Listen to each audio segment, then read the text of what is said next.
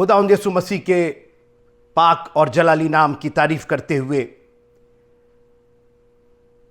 आज उसके कदमों में आप सबका खैर मकदम और स्वागत है। उसके पाक नाम में आप सबको सलाम बोलता हूं। आज मैं एक विशेष चीज पर बात करूंगा जो विशेष इस्राएल देश से मंगाई गई है। और मैं अगर थोड़ा इसको आपको नज़दीक से दिखाऊं, तो ये एक मैं यूं कहूं कि एक ब्रेड है जिस पर मैं आपसे बात करूंगा आज। इस ब्रेड को क्या कहते हैं, ये क्या ब्रेड है, इस पर मैं आपसे बात करूंगा। लेकिन आप मेहरबानी से इस वीडियो को शेयर कीजिए। लेकिन इसके पहले कि हम खुदा के कलाम में जाएं, आइए ये खूबसूरत एक गीत सुनिए।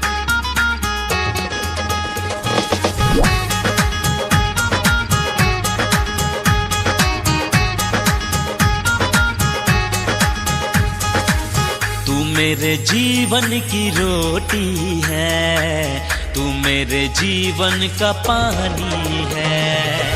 तू मेरे जीवन की रोटी है, तू मेरे जीवन का पानी है। खाता रहूं पीता रहूं, खाता रहूं पीता रहूं, तेरी ही महिमा गाता रहूं। तू मेरे जीवन की रोटी है, तू मेरे जीवन का पानी है। तू मेरे जीवन की रोटी है, तू मेरे जीवन का पानी है।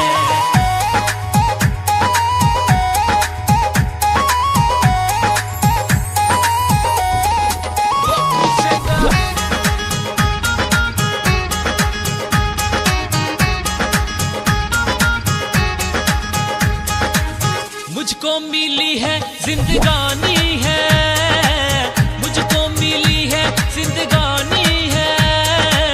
तेरी ही दी कुर्बानी है, तेरी ही दी कुर्बानी है। तूने मुझे नया जीवन। एक बार फिर से आप सबों का स्वागत है परमेश्वर के इस कलाम के करीब। पुराने नियम की बातें नए नियम की छाया है और इसलिए नए नियम का संबंध सीधी तरीके से पुराने नियम से है। और जब मित्रों हमारे पास इतनी बड़ी धरोहर, इतना बड़ा सौभाग्य कि पुराना नियम है हमारे पास, तो फिर उसकी अवहेलना क्यों की जाए। अभी हमारे पास समय है, अभी प्रभु ने हमें वक्त दिया है, तैयारी का वक्त दिया है, तेल लेने का वक्त दिया है। अभी दूल्हे के आने में अगर जैसा देर हम समझते हैं, अगर देर है, वक्त है, अभी आधी रात नहीं आई है, तो क्यों ना अपनी मशालों के साथ साथ कुप्पियों में भी तेल ले ले। अगर नया नियम मशाल है तो पुराना नियम हमारी कुप्पी है, इसका भी तेल हम रखेंगे कि अगर जरूरत पड़ी, अगर दूल्हे के आने में देर हुई, अगर आधी रात को धूम मची, तो हमारे पास इतना पर्याप्त तेल रहेगा कि हम दूल्हे से भेंट करने के लिए उसके नजदीक जा सकेंगे, उसके घर में जा सकेंगे। निर्गमन की पुस्तक का हम अध्ययन कर रहे हैं। हमने उत्पत्ति की पुस्तक का अध्ययन किया, निर्गमन की पुस्तक का अध्ययन कर रहे हैं। 12वें 13वें अध्याय पर है, चूंकि 12वां अध्याय काफी महत्वपूर्ण, काफी चीजें एक साथ, कई एक घटनाएं उसके अंदर, और इसलिए हम 12वें अध्याय में अभी हम बने हुए हैं। और आज मैं एक बहुत महत्वपूर्ण चर्चा करना चाहता हूं, क्योंकि अक्सर इस बात की चर्चा नहीं होती। और वो चर्चा है कि जब परमेश्वर ने इस्राएलियों को निकालने का पूरा प्लान कर लिया, 430 साल हो गए और आज इस्राएलियों को निकलना है, मगर उस निकलने के पहले उनको एक तैयारी करनी थी। और हमेशा हम लोग इस बात की चर्चा करते हैं कि मेमना मारा गया और परमेश्वर ने कहा था, परमेश्वर यहोवा ने कहा कि उसका खून, बर्रे का जो खून है, वो अपने चौखट पर, अपने अलंग पर लगाना। ये हम जानते हैं, लेकिन अक्सर हम इसका दूसरा पहलू मिस कर जाते हैं, और वो है अखमीरी रोटी का खाया जाना। जितना महत्वपूर्ण वो लहू का लगाया जाना था, जितना महत्वपूर्ण उस बर्रे का बलिदान था, उतना ही महत्वपूर्ण अखमीरी रोटी का खाया जाना भी था। इनफैक्ट अखमीरी रोटी के खाए जाने का जो निर्देश था, वो बर्रे के खून के पहले, उस मेमने के लहू के अलंग और चौखट पर लगने के पहले है। निर्गमन की पुस्तक उसका 12वां अध्याय, Exodus chapter number 12 and verse number 15, 15वीं आयत से मैं आगे पढ़ना चाहता हूं। निर्गमन की पुस्तक 12वां अध्याय और 15वीं आयत से आगे, 7 दिन तक अखमीरी रोटी खाया करना, उनमें से पहले ही दिन अपने अपने घर में से खमीर उठा डालना, वरन जो कोई पहले दिन से लेकर 7वें दिन तक कोई खमीरी वस्तु खाए, वह प्राणी इस्राएलियों में से नाश किया जाएगा। 22वीं आयत, और उसका लहू जो तसले में होगा, उसमें जूफा का एक गुच्छा डुबाकर उसे तसले में के लहू के से द्वार के चौखट के सिरे और दोनों अलंगों पर कुछ लगाना। यह 22वीं आयत में है, मगर अखमीरी रोटी का खाया जाना 15वीं आयत में है। यानी अखमीरी रोटी का खाया जाना उतना ही इंपॉर्टेंट है जितना मेमने के लहू का लगाया जाना। और अक्सर हम लोग मेमने के लहू की बात करते हैं, लेकिन अखमीरी रोटी की बात नहीं करते। लेकिन आज याद रखिएगा, वक्त जो है वो परमेश्वर ने निर्धारित किया है। वो जानता है कि पहले क्या होना है, बाद में क्या होना है, बाद में क्या होना है और पहले क्या होना है। उत्पत्ति की पुस्तक में परमेश्वर ने वक्त बनाया था। पहला अध्याय, उत्पत्ति का पहला अध्याय और उसकी 14वीं आयत। फिर परमेश्वर ने कहा, दिन को रात से अलग करने के लिए आकाश के अंतर में ज्योतियां हो, और वे चिन्हों और नियत समयों और दिनों और वर्षों के कारण हो। ही क्रिएटेड द टाइम, नियत समयों। उसके पहले नियत समय नहीं था। देखिए, समय अगर नियत नहीं है, सोचिए घड़ी में से सारे अंक निकाल दिए जाए तो आपको क्या मालूम होगा क्या बज रहा है? कुछ बज करके कुछ मिनट।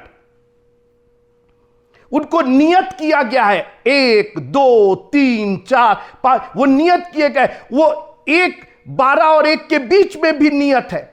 1 सेकंड, 2 सेकंड, 3 सेकंड, हर चीज नियत किया परमेश्वर ने। और आज परमेश्वर का वक्त हो गया अपनी वाचा को, अपने वायदे को पूरा करने का, इस्राएलियों को निकालने का। और अब अखमीरी रोटी पर मैं बात करना चाहता हूं, क्योंकि यीशु मसीह ने इस संसार में आकर के इस अखमीरी रोटी पर काफी बात की, इस खमीर पर बहुत बात की। कहा, शास्त्री और फरीसियों के खमीर से चौकस रहना।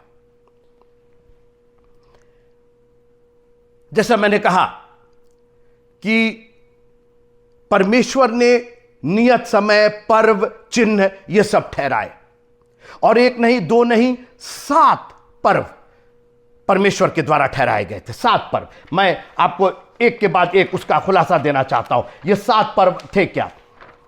पहला पर्व यहोवा के फसह का पर्व, दूसरा पर्व अखमीरी रोटी का पर्व, तीसरा पर्व पहले फल का पर्व, चौथा पर्व पेंटिकोस्त का पर्व, पांचवा पर्व तुरहियों का पर्व, छठवां पर्व प्रायश्चित का पर्व, और 7वां पर्व झोपड़ियों का पर्व। यह सब आपको ले व्यवस्था और उसके 23वें अध्याय में मिल जाएगा। मैं इनमें से सिर्फ एक की आज चर्चा करना चाहता हूं, और वो है अखमीरी रोटी का पर्व। अखमीरी रोटी का पर्व, और वो पर्व हमारे छुटकारे का पर्व है। ओ हालेलुया। मित्रों, यीशु मसीह आए इस दुनिया में, 30 साल तक उन्होंने साइलेंट रह करके अपना काम किया, और उसके बाद फिर उन्होंने अपनी मिनिस्ट्री शुरू की। 3.5 साल में उन्होंने सारा काम पूरा किया, और मैं खोए हुओं को ढूंढने और उनका उद्धार करने आया हूं।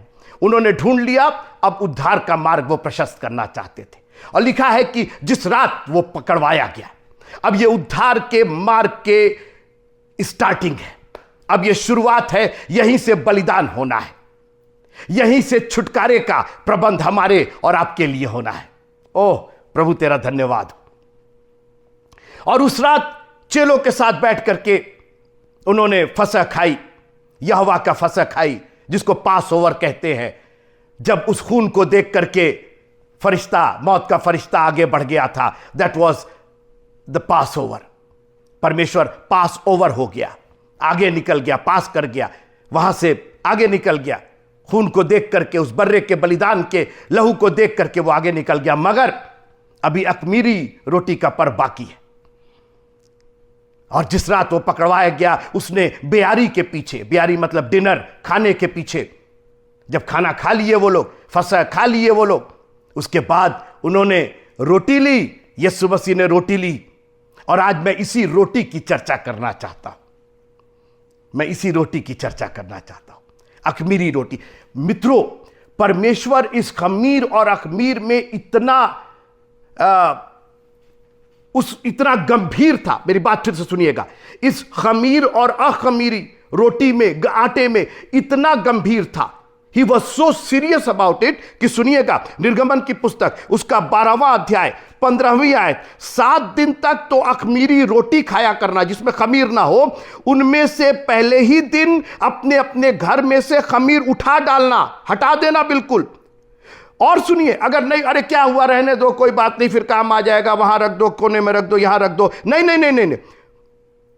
वरन जो कोई, आप, हम, ये, वो, यस, एनीबॉडी, जो कोई पहले दिन से लेकर के 7वें दिन तक कोई खमीरी वस्तु खाएगा।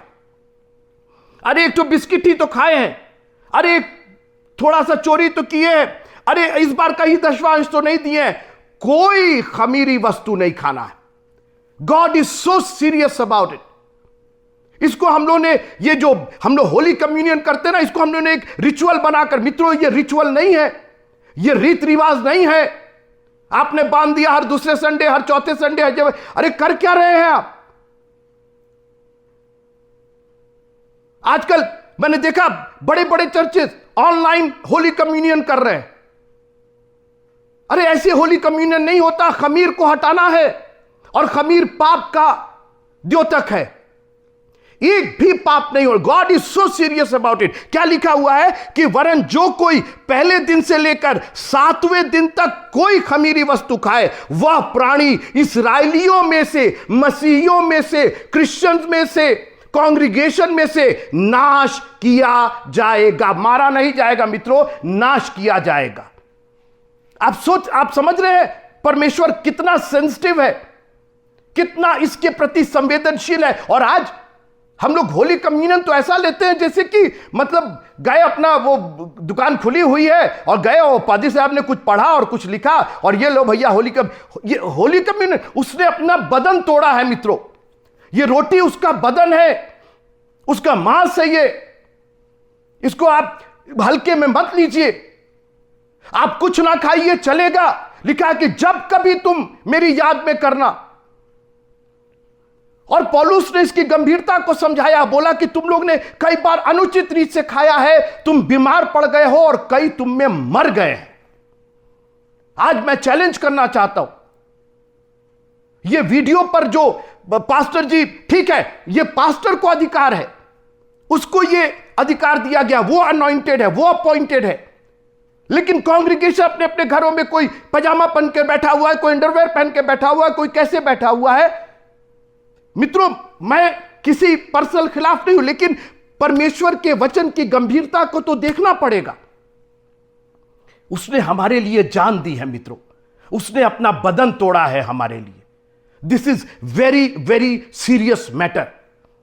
ये जो हमारे लिए उसने पर्व दिया है, ये बहुत ही सीरियस है। और आज भी जो यहूदी लोग हैं इसको बहुत सीरियसली लेते हैं। आप कभी उनका वो देखिए जो कम्युनियन देते हैं, कितने सीरियस होकर के 7 दिन तक अपने आप को पवित्र करते हैं। वो 7 दिन तक, पहले दिन खमीर हटा दिया जाए, 7 डेज। ये बताइए, आप जब कम्युनियन लेते हैं तो उसके कितने दिन पहले आपने अपने आप को तैयार और माफी मांगना शुरू किया है? आप तो गए और आप पता चला कि होली कम्युनियन है तो आप भी लाइन में लग गए। अरे आप नहीं खाइएगा वो चलेगा, परमेश्वर की दया आप पर रहेगी, लेकिन अनुचित तरीके से उसको नहीं करना है मित्रों। कई बार हमारा मोटिव ठीक होता है, मैं समझ सकता हूं कि लॉकडाउन था और चर्चेस नहीं खुले थे, कांग्रीगेशन नहीं आ रही थी, मत करिए वो चलेगा, परमेश्वर को भी मालूम है कि लॉकडाउन है और कांग्रीगेशन नहीं आ रही है। लेकिन अनुचित तरीके से, पौलुस ने वर्ड लिखा है, अनुचित तरीके से मत खाना उसको।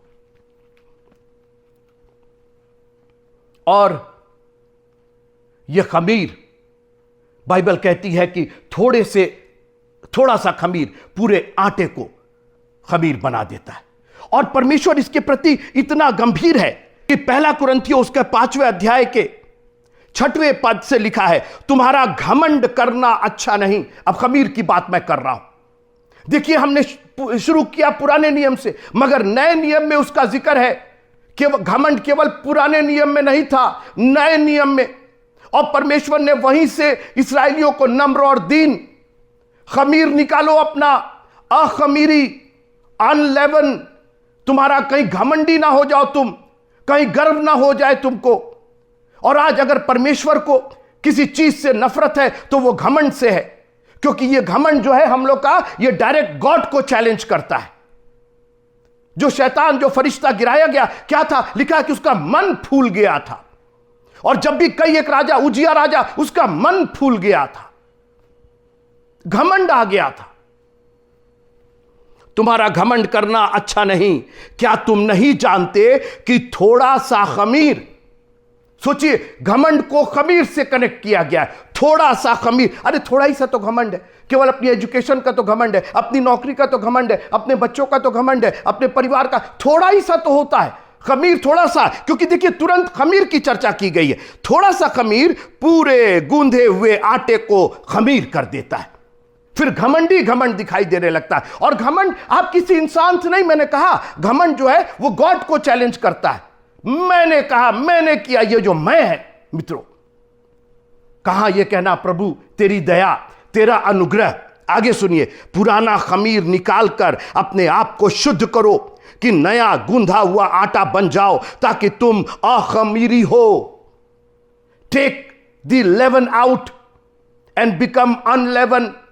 ये घमंड का जो खमीर है, ये हमारे में से दूर किया जाए, क्योंकि हमारा भी फसा जो मसीह है, बलिदान हुआ है। सो आओ हम उत्सव में आनंद मनाए, ना तो पुराने खमीर से और ना बुराई और दुष्टता के खमीर से, परंतु सिधाई और सच्चाई की अखमीरी रोटी से। अब मैं बात करना चाहता हूं ये सिधाई और सच्चाई की अखमीरी रोटी। यीशु मसीह ने कहा, जीवन की रोटी मैं हूं। हालेलुया। जिसमें सच्चाई भी थी और जिसमें सिधाई भी थी, जिसमें पवित्रता थी।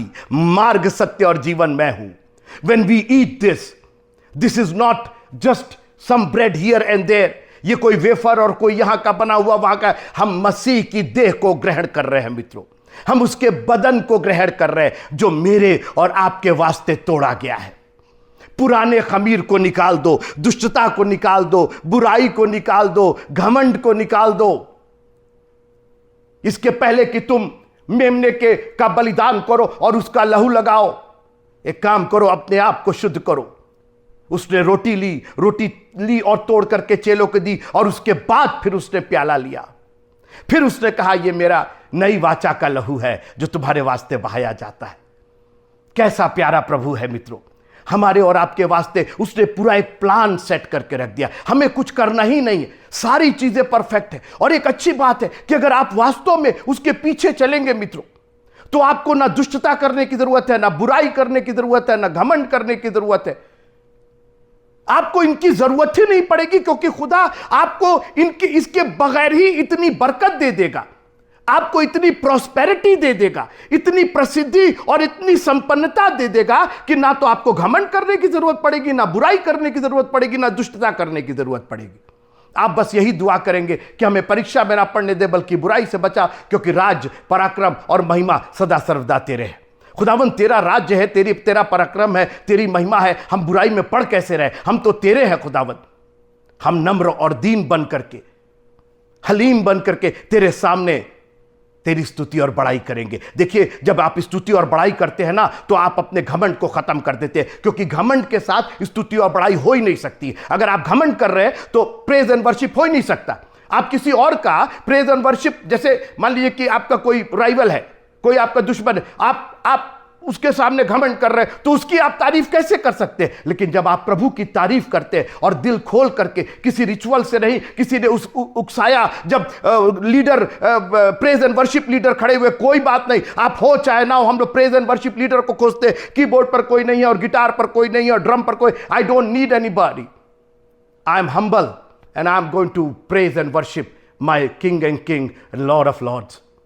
मैं अपने प्रभु परमेश्वर की उपासना करूंगा, मैं उसका धन्यवाद करूंगा, मैं उसका गुणानुवाद करूंगा, क्योंकि उसने मेरे लिए अपने बदन को तोड़ा है, मुझे अखमीरी रोटी दिया है, जो सिधाई और सच्चाई की रोटी है।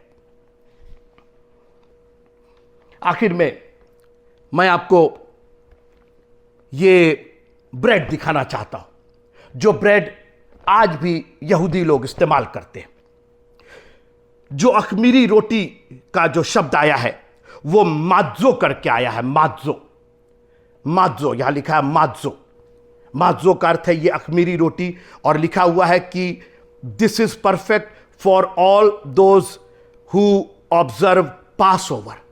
जो अनलेवन ब्रेड का, जो यहोवा के फसह के बाद जो अखमीरी रोटी का पर्व है, उसको मनाने के लिए ये ब्रेड थी। और ये मैंने विशेष रूप से यहाँ लिखा हुआ है कि इंपोर्टेड फ्रॉम इज़राइल, और ये विशेष रूप से इज़राइल से मंगाई गई है। और मैं आपको ये दिखाना चाहता हूँ, इसकी भी एक बहुत सुंदर एक इसका जो पूरा तरीका है, जो बनाया गया है जिस तरीके से, ये है मित्रों वो अखमीरी रोटी। अब थोड़ी देर मेरे साथ रहिएगा। से ये टूट गई है, लेकिन इस ब्रेड का आप डिज़ाइन देखिए। 3 चीजें इस ब्रेड में जो हमारे यीशु मसीह पर आधारित है। नंबर 1, ये ब्रेड अखमीरी है, अनलेवन है। कोई पाप यीशु मसीह में नहीं। वो सिधाई और सच्चाई से, जीवन की रोटी मैं हूं, स्वर्ग से उतरी रोटी मैं हूं। तो ये पहली चीज जो फुलफिल कर रही, जब आप इसको ग्रहण करते हैं, तो जो पहली चीज फुलफिल कर रही है, जो यीशु मसीह का बदन जो हमारे और आपके लिए तोड़ा गया, उसमें कोई पाप नहीं था। लिखा है कि वो परखा तो गया लेकिन निष्पाप निकला। यहोवा ने हमारे अधर्मों का बोझ उस पर लाद दिया था मगर वो निष्पाप निकला। तो ये अखमीरी है, इसमें खमीर नहीं है, there is no yeast in it. Number 2, आप अगर देख रहे हैं तो इसका डिजाइन यहां स्ट्राइप्स बने हुए, रेघारियां बनी हुई है मित्रों। ये रेघारियां यीशु मसीह के कोड़ों को प्रदर्शित करती हैं, जो उसने पीठ पर कोड़े खाए। रेघारी हो गई थी मित्रों, 39 कोड़े मारे गए थे उसको। ये ब्रेड उसकी बदन पर मैंने कहा कि आप इसको हल्के में मत लीजिए। मेरे तो बिल्कुल रोंगटे खड़े हो गए जब मैं इस ब्रेड को अपने हाथ में ले रहा हूं, और मैं ये सोच रहा हूं कि किस तरीके से ये ब्रेड रिप्रेजेंट कर रही है हमारे यीशु मसीह का बलिदान। उन्होंने कहा ये रोटी है, ये मेरा मांस है, ये मेरा बदन है जो तुम्हारे लिए तोड़ा गया। ये रेघारियां, लिखा है कि उसके मार खाने से हम चंगे हुए। जब आप इस रोटी को खाते हैं मित्रों, तो ये स्ट्राइप्स, ये रेघारियां इस बात का द्योतक है कि हमारा प्रभु हमारे लिए मारा गया, गाड़ा गया, तीसरे दिन मुर्दों में से जी उठा। हमारे प्रभु ने अपने पीठ पर कोड़े खाए और उसके मार खाने से हम चंगे हुए। और तीसरी चीज जो ये रोटी पूर्ण करती है, वो इसके अंदर छेद है। इस रोटी में छेद है, देयर आर होल्स। लिखा है कि जिन्होंने उसको बेधा है वो उस पर दृष्टि करेंगे। मित्रों, ये होल, ये छेद इस बात का द्योतक है कि उसका बदन हमारे लिए बेधा गया, हमारे लिए छेदा गया। उसके दोनों हाथों में कीले ठोकी गई, वो छेद हुआ था मित्रों। जब थोमा को विश्वास नहीं हुआ तो यीशु मसीह ने अपना हाथ बढ़ा दिया और कहा कि देखो मेरा ये बदन, इस छेद में हाथ डाल करके देखो। There is a hole in his hand, there is hole in his feet, उसके पैरों में और फिर उसके पांजर में, उसकी पसली में छेदा गया मित्रों, जहां से लहू और पानी निकला। ये रोटी मामूली रोटी नहीं है। जब इस्राएली निकल रहे थे बोले ये पर्व हमेशा मनाया जाएगा, बिल्कुल मनाइए। मैं होली कम्युनियन के बिल्कुल खिलाफ नहीं हूं, मैं भी करता हूं, हमेशा जब मौका मिलता तब करता हूं, लेकिन जब भी करता हूं बहुत गंभीरता के साथ करता हूं। अपने आप को शुद्ध करके इसको खाने की कोशिश करता हूं, अपने आप को यीशु मसीह के लहू से ढाक करके, प्रभु अगर हमारी कोई गलती हमें माफ किया जाए, क्योंकि यह तेरा बदन है जो हमारे लिए तोड़ा गया है। परमेश्वर के पुत्र का बदन तोड़ा गया है। किसी इंसान, किसी प्रोफेट, किसी भविष्यवक्ता, किसी पैगंबर का नहीं, यह हमारे खुदावंद यीशु मसीह का जो आसमान से जो वचन देहधारी होकर के आया था, उसका वचन, उसका बदन ये रिप्रेजेंट करती है ये रोटी। अखमीरी, रेघारिया और छेद। जब तुम अखमीरी रोटी खाना, कोई उसमें खमीर नहीं होना चाहिए। एक भी जन ने अगर खमीर खाया तो वो नाश किया जाएगा। कैसा प्यारा प्रभु है, कैसा प्यारा वचन है, जो कहां से कब शुरू हुआ, किस युग से शुरू हुआ और आज तक हमारे लिए कल, आज और युगानुयुग एक समान है। एक नया डायमेंशन, एक नया आयाम है कि कब परमेश्वर ने इस्राएलियों को छुड़ाया, मगर वो छुटकारा हमारे और आपके लिए एक चिन्ह था, एक एग्जाम्पल था। जिस तरीके से परमेश्वर ने इस्राएलियों को मिस्र से छुड़ाया, अपने वादे को पूरा किया, अपने वक्त को पूरा किया, नियत समय पर उसने वक्त को, उसने छुटकारे का काम पूरा किया। ठीक उसी तरीके से जब नियत समय आएगा, जब वक्त पूरा होगा, हमारा खुदावन हमको यहाँ से लेकर के जाएगा, हमें इस संसार के मिस्र से छुड़ाएगा, हमें फिरौन के गुलामी में नहीं रहने देगा। हम यहाँ से जाएंगे, आजाद होकर के जाएंगे और अपने प्यारे प्रभु के पास रहेंगे। लेकिन जब तक वो ना आए, उसके दुख को, उसकी मृत्यु का प्रचार करते रहेंगे। वो मृत्यु सिर्फ मृत्यु नहीं थी, उसका बदन तोड़ा गया और उसका लहू हमारे लिए बहाया गया। सिर्फ वो क्रूस पर जाकर के मर नहीं गया, मरने को तो बहुत से लोग उसके पहले भी क्रूस पर मरे और उस वक्त भी 2 चोर मर रहे थे, मगर उन चोरों के द्वारा हमारा उद्धार नहीं हुआ। सिर्फ जो क्रूस पर टंगा उसके द्वारा उद्धार नहीं हुआ, उसके पहले उसने अपना बदन तोड़ा था और अपना लहू बहाया था, और फिर वो क्रूस पर जाकर के हमारा श्राप, जो व्यवस्था के अधीन थे, उसको उसने हटा दिया। प्रभु तेरा धन्यवाद कि तेरा वचन आज भी हमारे पाँव के लिए दीपक और हमारे पथ के लिए उजाला है। कई बार हम अंधेरे में चलते हैं मित्रों, लेकिन जब रोशनी आ जाती है, दीपक का उजाला आ जाता है, तो हमें ठोकर नहीं लगती और हम सही मार्ग में चलते हैं। प्रभु आप सबको बहुत आशीष दे और इस अखमीरी रोटी का महत्व आपको इतना जानने दे। उसको बार बार पढ़िएगा और कहिएगा, प्रभु हम शुद्ध मन से, शुद्ध हृदय से, शुद्ध विचार से आपके बदन से और आपकी नींव